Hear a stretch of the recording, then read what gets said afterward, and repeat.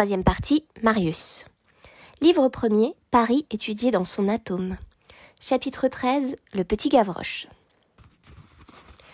8 ou 9 ans environ après les événements racontés dans la deuxième partie de cette histoire, on remarquait sur le boulevard du Temple et dans les régions du Château d'Eau un petit garçon de 11 à 12 ans qui eut assez correctement réalisé cet idéal du gamin ébauché plus haut. Si, avec le rire de son âge sur les lèvres, il n'eût pas eu le cœur absolument sombre et vide. Cet enfant était bien affublé d'un pantalon d'homme, mais il ne le tenait pas de son père, et d'une camisole de femme, mais il ne la tenait pas de sa mère. Des gens quelconques l'avaient habillé de chiffon par charité. Pourtant, il avait un père et une mère, mais son père ne songeait pas à lui et sa mère ne l'aimait point. C'était un de ces enfants dignes de pitié entre tous, qui ont père et mère et qui sont orphelins. Cet enfant ne se sentait jamais si bien que dans la rue. Le pavé lui était moins dur que le cœur de sa mère. Ses parents l'avaient jeté dans la vie d'un coup de pied. Il avait tout bonnement pris sa volée. C'était un garçon bruyant, blême, leste, éveillé, goguenard, à l'air vivace et maladif. Il allait, venait, chantait, jouait à la faïousse, grattait les ruisseaux, volait un peu, mais comme les chats et les passereaux, gaiement, riait quand on l'appelait galopin, se fâchait quand on l'appelait voyou. Il n'avait pas de gîte, pas de pain, pas de feu, pas d'amour, mais il était joyeux parce qu'il était libre. Quand ces pauvres êtres sont hommes, presque toujours la meule de l'ordre social les rencontre et les broie, mais tant qu'ils sont enfants, ils échappent étant petits. Le moindre trou les sauve. Pourtant, si abandonné que fût cet enfant, il arrivait parfois tous les 2 ou 3 mois qu'il disait « Tiens, je vais voir maman ». Alors il quittait le boulevard, le cirque, la porte Saint-Martin, descendait au quai, passait les ponts, gagnait les faubourgs, atteignait la Salpêtrière. Et où arrivait-il ? Précisément à ce double numéro 50-52 que le lecteur connaît, à la masure Gorbeau. À cette époque, la masure 50-52, habituellement déserte et éternellement décorée de l'écriteau « chambre à louer », se trouvait, chose rare, habitée par plusieurs individus qui, du reste, comme cela est toujours à Paris, n'avaient aucun lien ni aucun rapport entre eux. Tous appartenaient à cette classe indigente qui commence à partir du dernier petit bourgeois gêné et qui se prolonge de misère en misère dans les bas-fonds de la société, jusqu'à ces 2 êtres auxquels toutes les choses matérielles de la civilisation viennent aboutir, l'égoutier qui balaye la boue et le chiffonnier qui ramasse les guenilles. La principale locataire du temps de Jean Valjean était morte et avait été remplacée par une toute pareille. Je ne sais quel philosophe a dit « on ne manque jamais de vieilles femmes ». Cette nouvelle vieille s'appelait Madame Burgon et n'avait rien de remarquable dans sa vie qu'une dynastie de 3 perroquets, lesquels avaient successivement régné sur son âme. Les plus misérables entre ceux qui habitaient la masure étaient une famille de 4 personnes, le père, la mère et 2 filles déjà assez grandes. Tous les 4 logeaient dans le même gâtelas, une de ces cellules dont nous avons déjà parlé. Cette famille n'offrait au premier abord rien de très particulier que son extrême dénuement, c'est-à-dire son extrême pauvreté. Le père, en louant la chambre, avait dit s'appeler Jondrette. Quelque temps après son emménagement, qui avait singulièrement ressemblé, pour emprunter l'expression mémorable de la principale locataire, à l'entrée de rien du tout, ce Jondrette avait dit à cette femme, qui, comme sa devancière, était en même temps portière et balayait l'escalier, « Mère, une telle, si quelqu'un venait par hasard demander un Polonais ou un Italien ou peut-être un Espagnol, ce serait moi. » Cette famille était la famille du joyeux petit va-nu-pied. Il y arrivait et il trouvait la pauvreté, la détresse et, ce qui est plus triste, aucun sourire. Le froid dans l'âtre et le froid dans les cœurs. Quand il entrait, on lui demandait « D'où viens-tu » Il répondait « De la rue ». Quand il s'en allait, on lui demandait « Où vas-tu » Il répondait « Dans la rue ». Sa mère lui disait « Qu'est-ce que tu viens faire ici ?» Cet enfant vivait dans cette absence d'affection, comme ces herbes pâles qui viennent dans les caves. Il ne souffrait pas d'être ainsi et n'en voulait à personne. Il ne savait pas, au juste, comment devait être un père ou une mère. Du reste, sa mère aimait ses sœurs. Nous avons oublié de dire que sur le boulevard du Temple, on nommait cet enfant le petit Gavroche. Pourquoi s'appelait-il Gavroche ? Probablement parce que son père s'appelait Jondrette. Casser le fil semble être l'instinct de certaines familles misérables. La chambre que les Jondrette habitaient dans la masure Gorbeau était la dernière au bout du corridor. La cellule d'à côté était occupée par un jeune homme très pauvre qu'on nommait Monsieur Marius. Disons ce que c'était que Monsieur Marius. Le narrateur en vient longuement, et c'est peu dire, dans les chapitres qui suivent sur l'histoire de Marius, qu'on retrouve étudiant sans le sou, établi dans la masure Gorbeau, occupé jadis par Cosette et Jean Valjean, et membre de l'AMI de l'ABC, un groupe de jeunes républicains idéalistes désireux de faire évoluer la société. Il se rend souvent dans le jardin du Luxembourg que fréquente également une jeune fille accompagnée d'un vieil homme. On aura reconnu Cosette et Jean Valjean. De la même façon, vous aurez reconnu dans la famille du petit Gavroche le couple Thénardier et leurs 2 filles. Livre 6e, la conjonction de 2 étoiles. Chapitre 1, le sobriquet.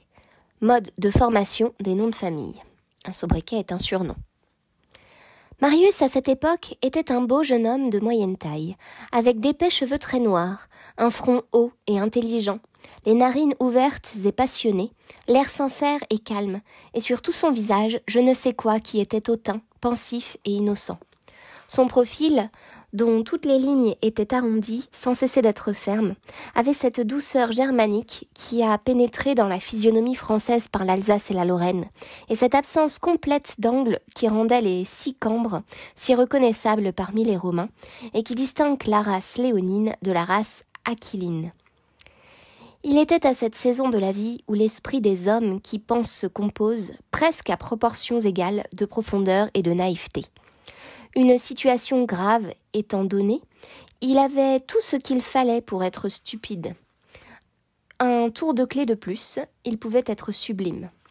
Ses façons étaient réservées, froides, polies, peu ouvertes, comme sa bouche était charmante. Ses lèvres les plus vermeilles et ses dents les plus blanches du monde. Son sourire corrigeait ce que toute sa physionomie avait de sévère. À de certains moments, c'était un singulier contraste que le front chaste et ce sourire voluptueux. Il avait l'œil petit et le regard grand.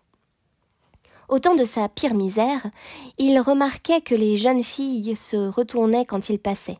Et il se sauvait ou se cachait la mort dans l'âme. Il pensait qu'elles le regardaient pour ses vieux habits et qu'elles en riaient. Le fait est qu'elles le regardaient pour sa grâce et qu'elles en rêvaient. Ce muet malentendu entre lui et les jolies passantes l'avait rendu farouche. Il n'en choisit aucune, par l'excellente raison qu'il s'enfuyait devant toutes. Il vécut ainsi indéfiniment, bêtement, disait Courfeyrac. Courfeyrac, c'est un étudiant qui est ami de Marius. Courfeyrac lui disait encore « N'aspire pas à être un vénérable », car il se tutoyait, glissé au tutoiement et la pente des amitiés jeunes. « Mon cher, un conseil. Ne lis pas tant les livres et regarde un peu plus les margotons. Les coquines ont du bon, ô Marius. À force de t'enfuir et de rougir, tu t'abrutiras. » D'autres fois, Courfeyrac le rencontrait et lui disait « Bonjour, monsieur l'abbé. » Quand Courfeyrac lui avait tenu quelques propos de ce genre, Marius était 8 jours à éviter plus que jamais les femmes, jeunes et vieilles, et il évitait par-dessus le marché Courfeyrac. Il y avait pourtant dans toute l'immense création 2 femmes que Marius ne fuyait pas, et auxquelles il ne prenait point garde. À la vérité, on l'eût fort étonné si on lui eût dit que c'étaient des femmes. L'une était la vieille barbue qui balayait sa chambre et qui faisait dire à Courfeyrac « Voyant que sa servante porte sa barbe, Marius ne porte point la sienne. » L'autre était une espèce de petite fille qu'il voyait très souvent et qu'il ne regardait jamais. Depuis plus d'1 an, Marius remarquait dans une allée déserte du Luxembourg, l'allée qui longe le parapet de la Pépinière, un homme et une toute jeune fille, presque toujours assis côte à côte sur le même banc, à l'extrémité la plus solitaire de l'allée, du côté de la rue de l'Ouest. Chaque fois que ce hasard qui se mêle aux promenades des gens dont l'œil est retourné en dedans amenait Marius dans cette allée, et c'était presque tous les jours, il y retrouvait ce couple. L'homme pouvait avoir une 60aine d'années. Il paraissait triste et sérieux. Toute sa personne offrait cet aspect robuste et fatigué des gens de guerre retirés du service. S'il avait eu une décoration, Marius eût dit « c'est un ancien officier ». Il avait l'air bon, mais inabordable, et il n'arrêtait jamais son regard sur le regard de personne. Il portait un pantalon bleu, une redingote bleue et un chapeau à bords larges qui paraissait toujours neuf, et une cravate noire et une chemise de cacaire, c'est-à-dire éclatante de blancheur, mais de grosse toile. Une grisette, passant un jour près de lui, dit « Voilà un veuf fort propre ». Il avait les cheveux très blancs. Vous aurez reconnu Jean Valjean. La première fois que la jeune fille qui l'accompagnait vint s'asseoir avec lui sur le banc qu'il semblait avoir adopté, c'était une façon de fille de 13 ou 14 ans, maigre, au point d'en être presque laide, gauche, insignifiante, et qui promettait peut-être d'avoir d'assez beaux yeux.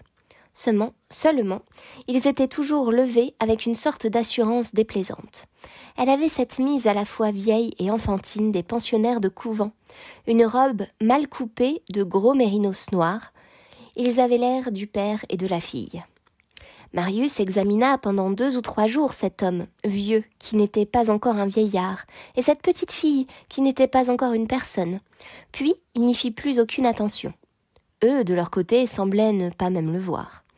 Ils causaient entre eux d'un air paisible et indifférent. La fille jasait sans cesse, et gaiement. Le vieux homme parlait peu, et par instants, il attachait sur elle des yeux remplis d'une ineffable paternité. Marius avait pris l'habitude machinale de se promener dans cette allée. Il les y retrouvait invariablement. Voici comment la chose se passait. Marius arrivait le plus volontiers par le bout de l'allée opposée à leur banc.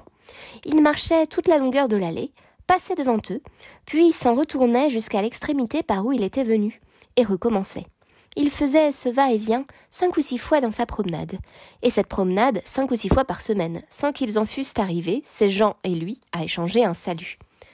Ce personnage et cette jeune fille, quoiqu'ils parussent, et peut-être parce qu'ils paraissaient éviter les regards, avaient naturellement quelque peu éveillé l'attention des 5 ou 6 étudiants qui se promenaient de temps en temps le long de la pépinière. Les studieux après leur cours, les autres après leur partie de billard. Courfeyrac, qui était des derniers, les avait observés quelque temps, mais trouvant la fille laide, il s'en était bien vite et soigneusement écarté. Il s'était enfui comme un parthe, en leur décochant un sobriquet. Frappé uniquement de la robe de la petite et des cheveux du vieux, il avait appelé la fille Mademoiselle Lanoire et le père Monsieur Leblanc. Si bien que personne ne les connaissait d'ailleurs en l'absence du nom, le surnom avait fait loi. Les étudiants disaient « Ah, Monsieur Leblanc est à son banc !» Et Marius, comme les autres, avait trouvé commode d'appeler ce monsieur inconnu Monsieur Leblanc. Nous ferons comme eux, et nous dirons Monsieur Leblanc pour la facilité de ce récit. Chapitre 2. Lux facta est, qui veut dire la lumière fut. La seconde année, précisément, au point de cette histoire où le lecteur est parvenu, il arriva que cette habitude du Luxembourg s'interrompit, sans que Marius sût trop pourquoi lui-même, et qu'il fut près de 6 mois sans mettre les pieds dans son allée. Un jour enfin, il y retourna. C'était par une sereine matinée d'été. Marius était joyeux comme on l'est quand il fait beau. Il lui semblait qu'il avait dans le cœur tous les chants d'oiseaux, qu'il entendait et tous les morceaux du ciel bleu qu'il voyait à travers les feuilles des arbres.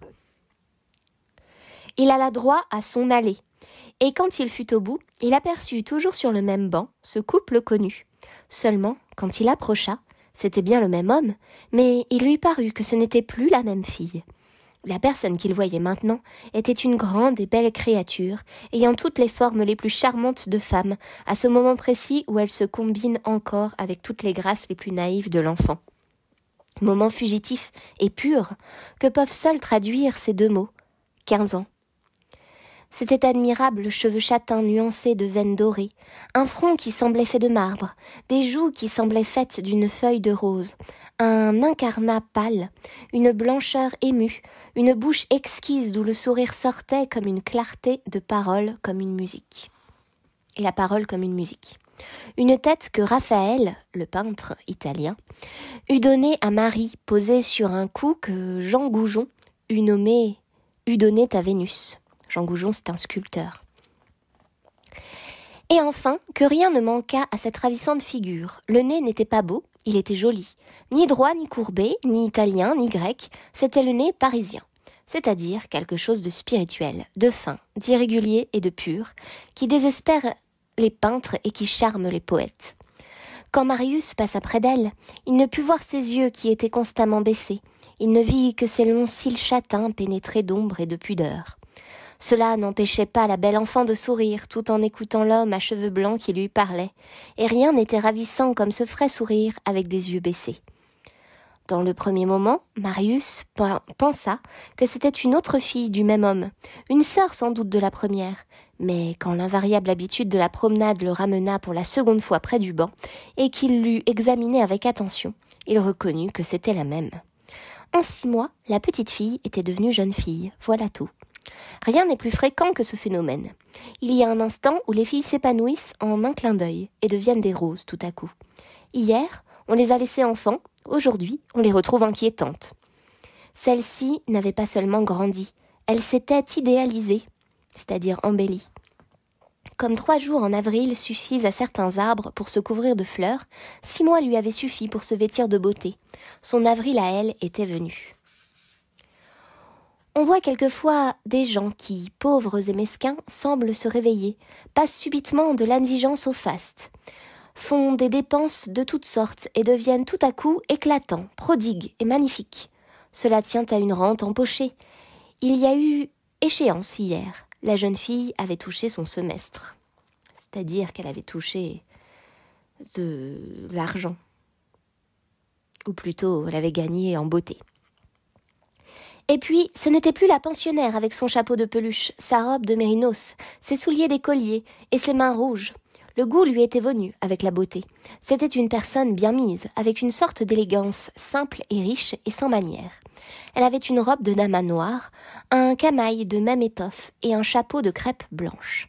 Ses gants blancs montraient la finesse de sa main qui jouait avec le manche d'une ombrelle en ivoire chinois, et son brodequin de soie dessinait la petitesse de son pied. Un brodequin, c'est un soulier montant, une bottine, quoi.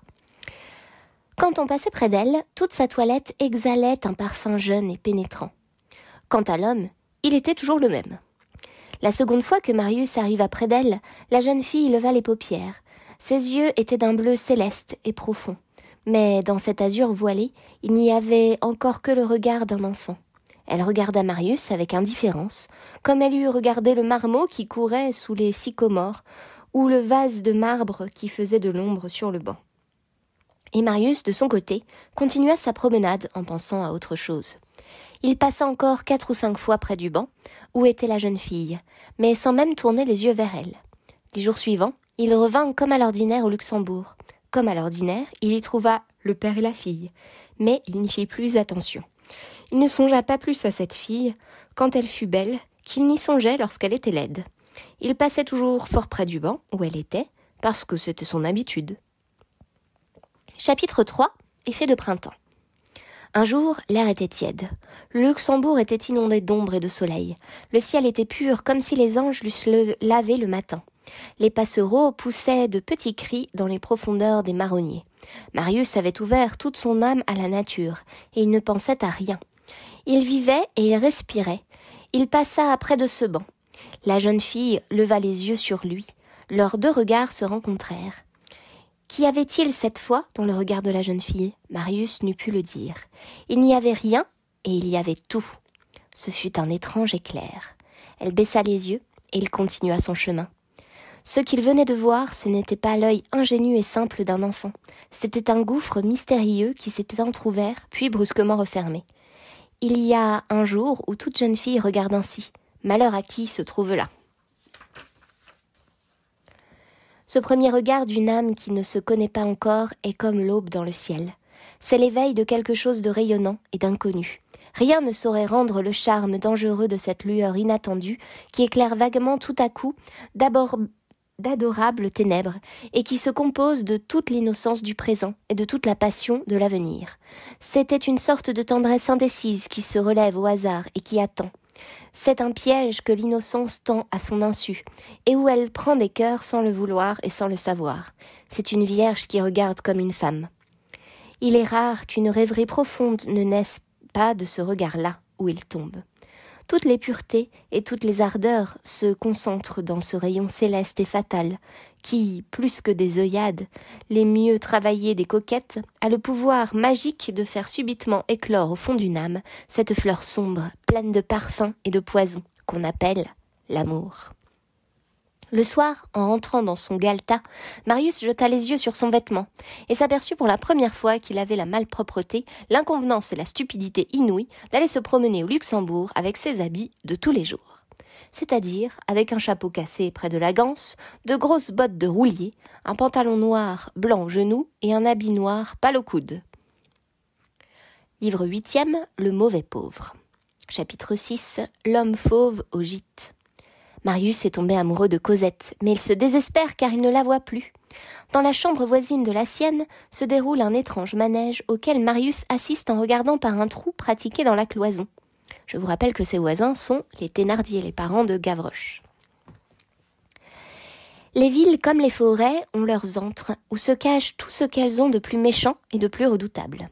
Seulement, dans les villes, ce qui se cache ainsi est féroce, immonde et petit, c'est-à-dire laid. Dans les forêts, ce qui se cache est féroce, sauvage et grand, c'est-à-dire beau. Repère pour repère, ceux des bêtes sont préférables à ceux des hommes. Les cavernes valent mieux que les bouges.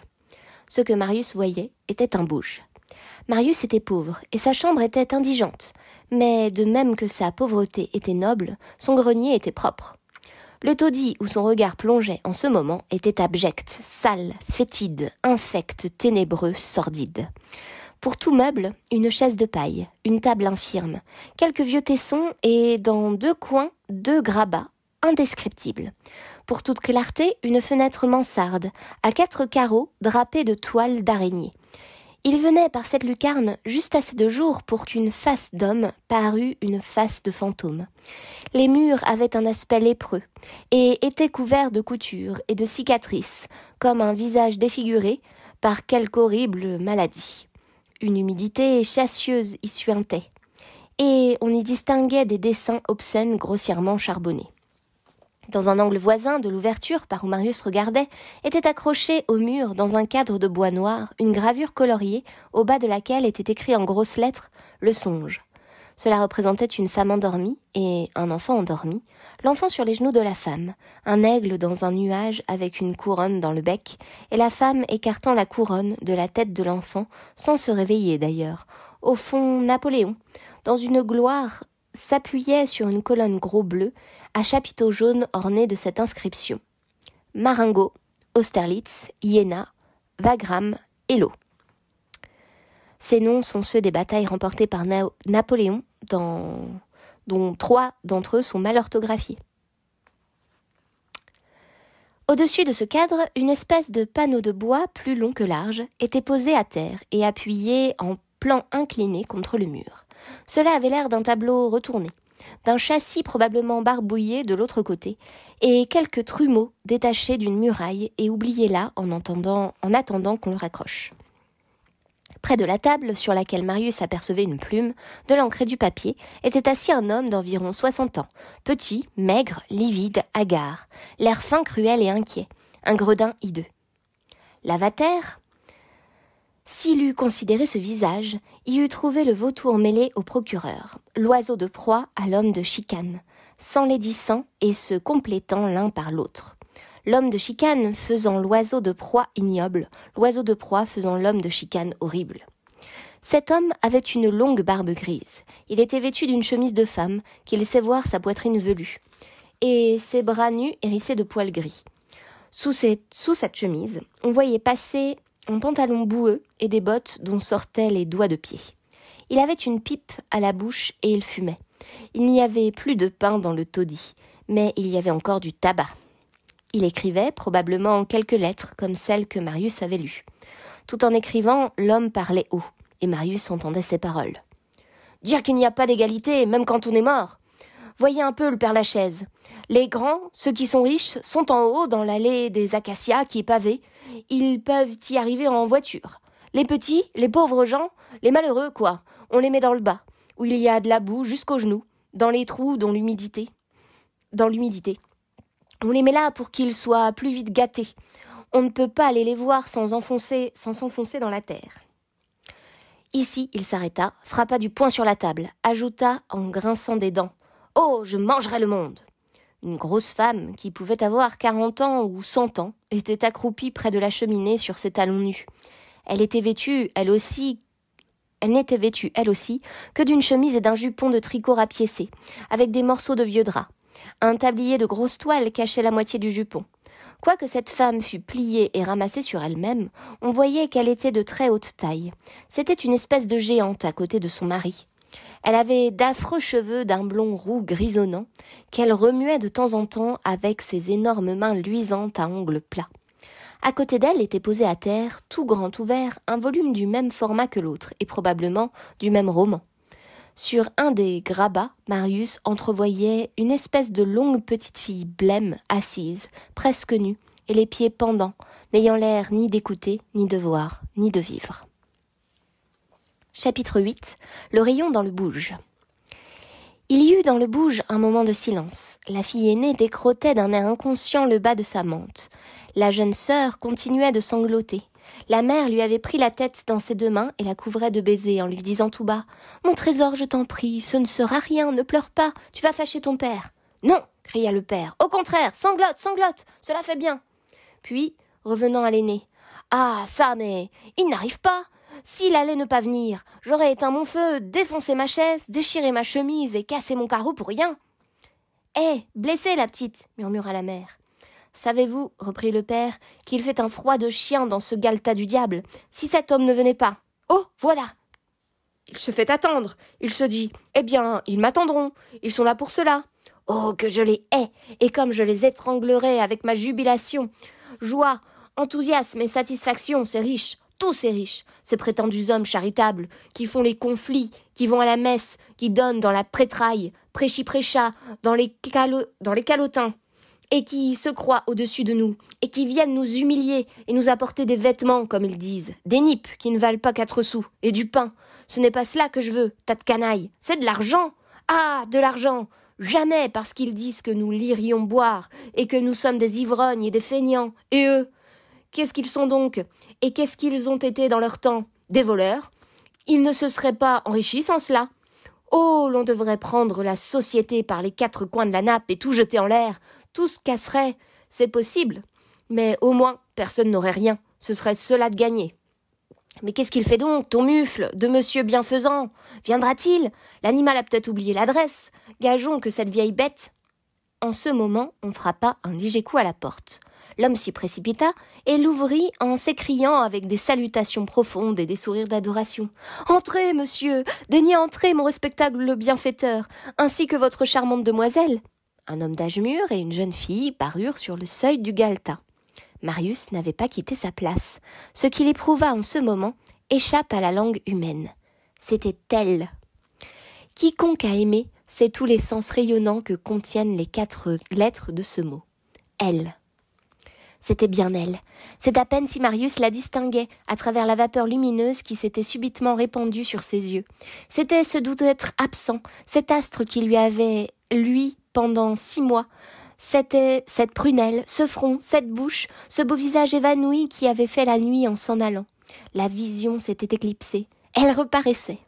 Elle reparaissait dans cette ombre, dans ce galetas, dans ce bouge difforme, dans cette horreur. Marius frémissait éperdument. Quoi? C'était elle? Les palpitations de son cœur lui troublaient la vue. Il se sentait prêt à fondre en larmes. Quoi? Il la revoyait enfin après l'avoir cherchée si longtemps. Il lui semblait qu'il avait perdu son âme et qu'il venait de la retrouver.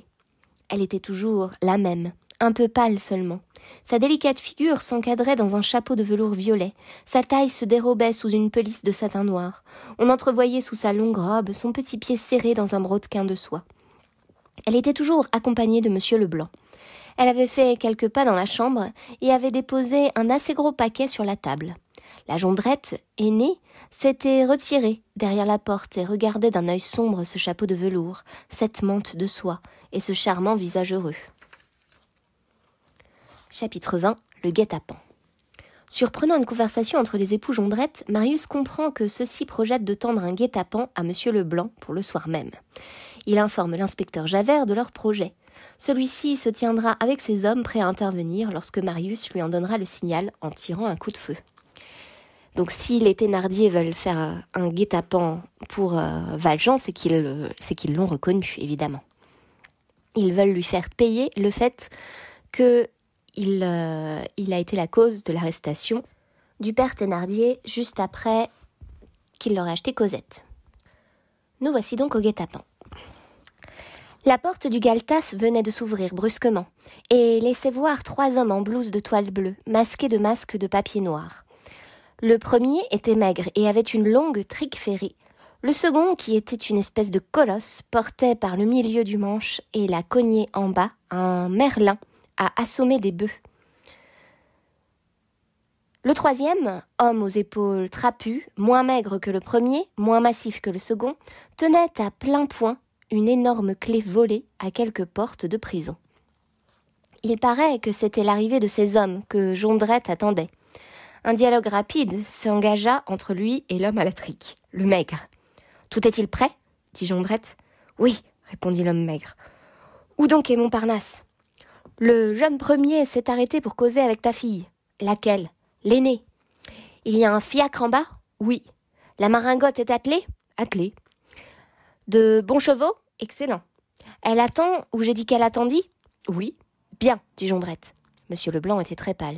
Il considérait tout dans le bouge autour de lui comme un homme qui comprend où il est tombé. Et sa tête, tour à tour dirigée vers toutes les têtes qui l'entouraient, se mouvait sur son cou avec une lenteur attentive et étonnée, mais il n'y avait dans son air rien qui ressemblât à la peur. Il s'était fait de la table un retranchement improvisé, et cet homme qui, le moment d'auparavant, n'avait l'air que d'un bon vieil homme, était devenu subitement une sorte d'athlète et posait son poing robuste sur le dossier de sa chaise avec un geste redoutable et surprenant.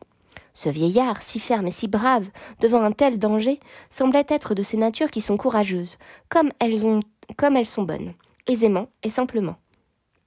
Le père d'une femme qu'on aime n'est jamais un étranger pour nous.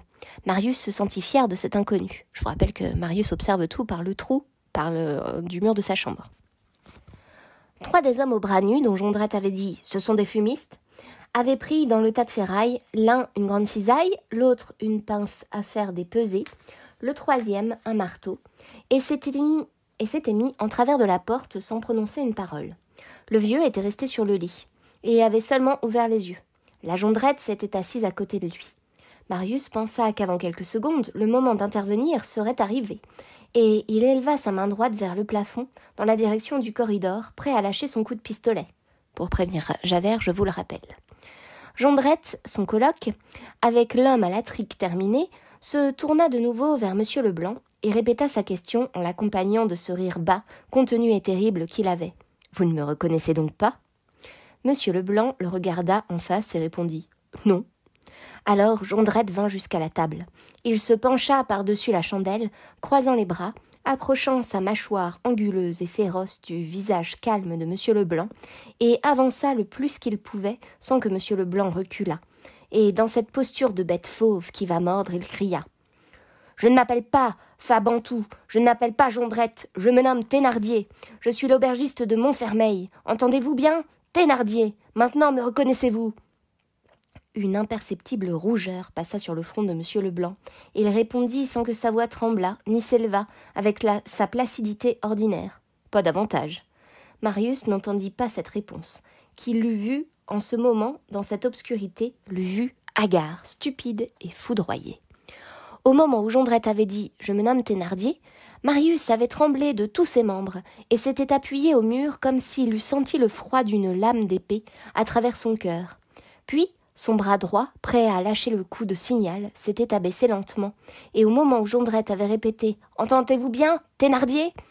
les doigts défaillants de Marius avaient manqué laisser tomber le pistolet. Jondrette, en dévoilant qui il était, n'avait pas ému Monsieur Leblanc, mais il avait bouleversé Marius. Ce nom de Thénardier, que Monsieur Leblanc ne semblait pas connaître, Marius le connaissait. Qu'on se rappelle ce que ce nom était pour lui. Ce nom l'avait porté sur son cœur. Il l'avait porté sur son cœur, écrit dans le testament de son père. Il le portait au fond de sa pensée, au fond de sa mémoire, dans cette recommandation sacrée. Un nommé Thénardier m'a sauvé la vie. Si mon fils le rencontre, il lui fera tout le bien qu'il pourra. Ce nom, on s'en souvient, était une des piétés de son âme. Il le mêlait au nom de son père dans son culte. Quoi ? C'était là ce Thénardier ? C'était là cet aubergiste de Montfermeil qu'il avait vainement et si longtemps cherché ? Il le trouvait enfin. Et comment ? Ce sauveur de son père était un bandit ? Cet homme auquel lui, Marius, brûlait de se dévouer, était un monstre. Ce libérateur du colonel Pontmercy était en train de commettre un attentat dont Marius ne voyait pas encore bien distinctement la forme, mais qui ressemblait à un assassinat. Et sur qui, grand Dieu, quelle fatalité, quelle amère moquerie du sort! Son père lui ordonnait du fond de son cercueil de faire tout le bien possible à Thénardier. Depuis 4 ans, Marius n'avait pas d'autre idée que d'acquitter cette dette de son père. Et au moment où il allait faire saisir par la justice un brigand au milieu d'un crime, la destinée lui criait « C'est Thénardier ?» La vie de son père, sauvée dans une grêle de mitraille sur le champ héroïque de Waterloo, il allait enfin la payer à cet homme et la payer de l'échafaud. Il s'était promis, si jamais il retrouvait ce Thénardier, de ne l'aborder qu'en se jetant à ses pieds, et il le retrouvait en effet, mais pour le livrer au bourreau. Son père lui disait « Secours Thénardier » et il répondait à cette voix adorée et sainte en écrasant Thénardier. Donner pour spectacle à son père, dans son tombeau, l'homme qui l'avait arraché à la mort au péril de sa vie, exécuté place Saint-Jacques par le fait de son fils, de ce Marius à qui il avait légué cet homme. Et quelle dérision que d'avoir si longtemps porté sur sa poitrine les dernières volontés de son père, écrites de sa main, pour faire affreusement tout le contraire. Mais d'un autre côté, assister à ce guet-apens et ne pas l'empêcher? Quoi? Condamner la victime et épargner l'assassin? Est-ce qu'on pouvait être tenu à quelque reconnaissance envers un pareil misérable? Toutes les idées que Marius avait depuis 4 ans étaient comme traversées de part en part par ce coup inattendu. Il frémissait. Tout dépendait de lui. Il tenait dans sa main, à leur insu, ces êtres qui s'agitaient là sous ses yeux. S'il tirait le coup de pistolet, M. Leblanc était sauvé et Thénardier était perdu. S'il ne le tirait pas, M. Leblanc était sacrifié. Et qui sait? Thénardier échappait. Précipiter l'un ou laisser tomber l'autre. Remords des 2 côtés. Que faire? Que choisir? Manquer aux souvenirs les plus impérieux, à tant d'engagements profonds pris avec lui-même, au devoir le plus saint, au texte le plus vénéré, manquer au testament de son père ou laisser s'accomplir un crime. Il lui sembla d'un côté entendre son Ursule. Son Ursule, c'est Cosette. Le supplier pour son père, et de l'autre, le colonel lui commandait Thénardier. Il se sentait fou. Ses genoux se dérobaient sous lui, et il n'avait pas même le temps de délibérer, tant la scène qu'il avait sous les yeux se précipitait avec furie. C'était comme un tourbillon dont il s'était cru maître et qui l'emportait. Il fut au moment de s'évanouir. Cependant, Thénardier, nous ne le nommerons plus autrement désormais, se promenait de long en large devant la table, dans une sorte d'égarement et de triomphe frénétique. Il prit à plein poing la chandelle et la posa sur la cheminée avec un frappement si violent que la mèche faillit s'éteindre et que le suie éclaboussa le mur. Puis il se tourna vers M. Leblanc, effroyable, et cracha ceci: « Flambé, fumé, fricassé, à la crapaudine !» Et il se remit à marcher en pleine explosion. « Ah !» criait-il, « je vous retrouve enfin, monsieur le philanthrope, monsieur le millionnaire râpé, monsieur le donneur de poupées, vieux Jocrisse.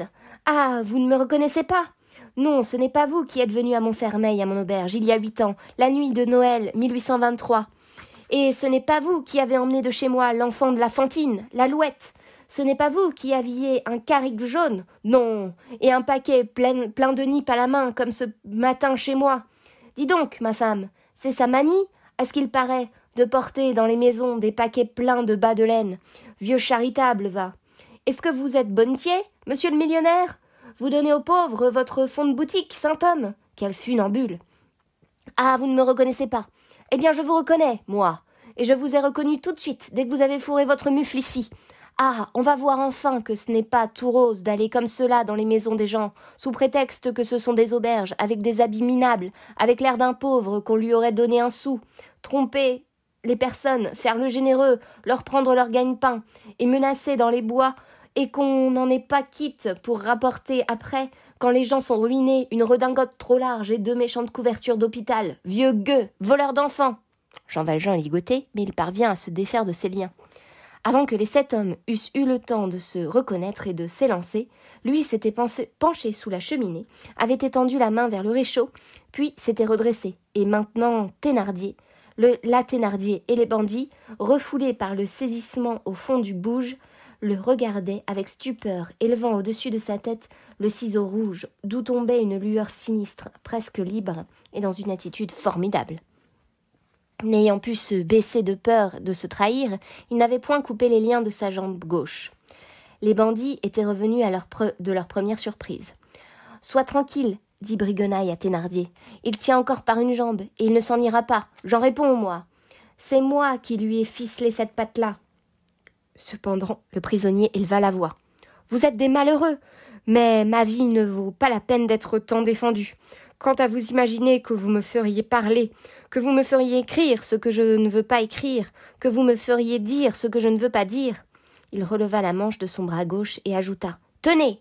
En même temps, il tendit son bras et posa sur la chair nue le ciseau ardent qu'il tenait dans sa main droite par le manche de bois. On entendit le frémissement de la chair brûlée. L'odeur propre aux chambres de torture se répandit dans le taudis. Marius chancela, éperdu d'horreur. Les brigands eux-mêmes eurent un frisson. Le visage de l'étrange vieillard se contracta à peine, et tandis que le fer rouge s'enfonçait dans la plaie fumante, impassible et presque auguste, il attachait sur Thénardier son beau regard sans haine, où la souffrance s'évanouissait dans une majesté sereine. Chez les grandes et hautes natures, les révoltes de la chair et des sens en proie à la douleur physique font sortir l'âme et la font apparaître sur le front. De même que les rébellions de la soldatesque forcent le capitaine à se montrer. « Misérable, dit-il, n'ayez pas plus peur de moi que je n'ai peur de vous. » Et arrachant le ciseau de la plaie, il le lança par la fenêtre qui était restée ouverte. L'horrible outil embrasé disparut dans la nuit en tournoyant, et alla tomber au loin et s'éteindre dans la neige.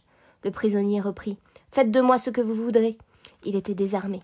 « Empoignez-le, dit Thénardier. Deux des brigands lui posèrent la main sur l'épaule, et l'homme masqué, à voix de ventriloque, se tint en face de lui, prêt à lui faire sauter le crâne d'un coup de clé au moindre mouvement. En même temps, Marius entendit, au-dessous de lui, au bas de la cloison, mais tellement près qu'il ne pouvait voir ceux qui parlaient, ce colloque échangeait à voix basse. « Il n'y a plus grand-chose à faire. L'escarpé. C'est cela. » C'étaient le mari et la femme qui tenaient conseil. Thénardier marcha à pas lents vers la table, ouvrit le tiroir et y prit le couteau. Marius tourmentait le pommeau du pistolet. Perplexité inouïe. Depuis 1 heure, il y avait 2 voix dans sa conscience. L'une lui disait de respecter le testament de son père, l'autre lui criait de secourir le prisonnier. Ces 2 voix continuaient sans interruption leur lutte qui le mettait à l'agonie. Il avait vaguement espéré jusqu'à ce moment trouver un moyen de concilier ces 2 devoirs, mais rien de possible n'avait surgi. Cependant, le péril pressait. La dernière limite de l'attente était dépassée. À quelques pas du prisonnier, Thénardier songeait, le couteau à la main. Marius, égaré, promenait ses yeux autour de lui, dernière ressource machinale du désespoir. Tout à coup, il tressaillit. À ses pieds, sur la table, un vif rayon de pleine lune éclairait et semblait lui montrer une feuille de papier. Sur cette feuille, il lut cette ligne écrite en grosses lettres le matin même par l'aîné des filles Thénardier. « Les cognes sont là !» Une idée, une clarté traversa l'esprit de Marius. C'était le moyen qu'il cherchait. La solution de cet affreux problème qui le torturait, épargner l'assassin et sauver la victime. Il s'agenouilla sur la commode, étendit le bras, saisit la feuille de papier, détacha doucement un morceau de plâtre de la cloison, l'enveloppa dans le papier et jeta le tout par la crevasse au milieu du bouge. Il était temps. Thénardier avait vaincu ses dernières craintes, ou ses derniers scrupules, et se dirigeait vers le prisonnier. « Quelque chose qui tombe !» cria la Thénardier. « Qu'est-ce » dit le mari. La femme s'était élancée et avait ramassé le plâtras enveloppé du papier. Elle le remit à son mari. « Par où cela est-il venu » demanda Thénardier. « Pardieu » fit la femme. « Par où veux-tu que ce soit entré ? C'est venu par la fenêtre. »« Je l'ai vu passer » dit Bigrenaille. Thénardier déplia rapidement le papier et l'approcha de la chandelle. « C'est de l'écriture d'Éponine. Diable !» Il fit signe à sa femme qui s'approcha vivement et lui montra la ligne écrite sur la feuille de papier. Puis il ajouta d'une voix sourde. « Vite, l'échelle! Laissons le lard dans la souricière et fichons le camp !»« Sans couper le cou à l'homme ?» demanda la Thénardier. « Nous n'avons pas le temps. »« Par où ?» reprit Bigrenaille. « Par la fenêtre, répondit Thénardier. « Puisque Ponine a jeté la pierre par la fenêtre, c'est que la maison n'est pas cernée de ce côté-là. » Le masque à voix de ventriloque posa à terre sa grosse clé, éleva ses 2 bras en l'air et ferma 3 fois rapidement ses mains sans dire un mot. Ce fut comme le signal du branle-bas dans un équipage. Les brigands qui tenaient le prisonnier le lâchèrent. En un clin d'œil, l'échelle de corde fut déroulée hors de la fenêtre et attachée solidement au rebord par les 2 crampons de fer. Le prisonnier ne faisait pas attention à ce qui se passait autour de lui. Il semblait rêver ou prier. Sitôt l'échelle fixée, Thénardier cria « Viens, la bourgeoise !» et il se précipita vers la croisée. Mais comme il allait enjamber, Bigrenaille le saisit rudement au collet. « Non pas, dis donc, vieux farceur, après nous !»« Après nous !» hurlèrent les bandits. « Vous êtes des enfants, dit Thénardier. Nous perdons le temps, les rails sont sur nos talons. »« Eh bien, dit un des bandits, tirons au sort à qui passera le premier. » Thénardier s'exclama. « Êtes-vous fous? Êtes-vous toqués? En voilà-t-il un tas de jobards, perdre le temps, n'est-ce pas? Tirer au sort, n'est-ce pas? Aux doigts mouillés, à la courte paille, écrire nos noms, les mettre dans un bonnet. Voulez-vous mon chapeau? Cria une voix du seuil de la porte. Tous se retournèrent. C'était Javert. Il tenait son chapeau à la main et le tendait en souriant.